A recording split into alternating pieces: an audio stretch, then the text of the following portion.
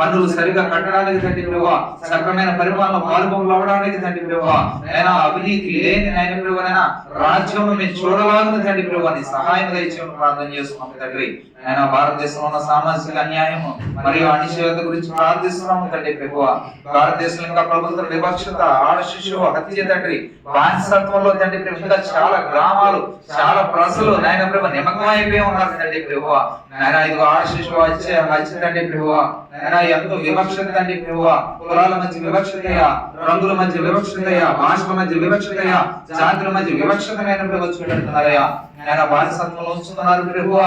ఆయన ఇదిగో వారి కొరకు విజ్ఞాపన చేస్తున్నామయ్యా, మొదలు పెడుతున్నాము తండ్రి. వారితో మీరు మాట్లాడండి అయ్యా.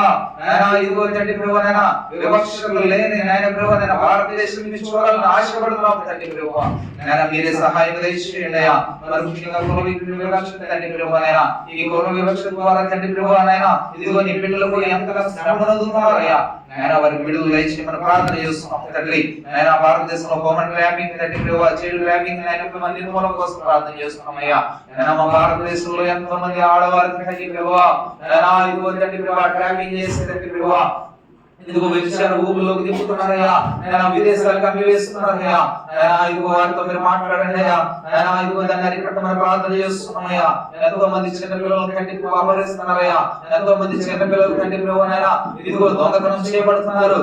ఇదిగో తండ్రి ప్రభు కిడ్నాప్ చేయబడుతున్నారు తండ్రి ప్రభువా. జ్ఞాపకం చేసుకుంటుంది నేను వారి అవయవాలు కోసి నాయన ప్రభు అనేకులను అమ్మివేస్తున్నారయ్యా.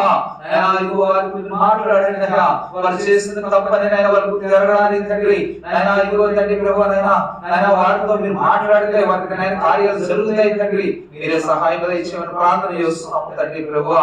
నైనా ఇదిగో సులువుగా డబ్బులు సంపాదించడానికి ఎంత నీచానికైనా కూడా కడుతున్నారయ్యా. నైనా ఇదిగో తండ్రి ప్రభువా వారి మారు మనసు దయచేయండి.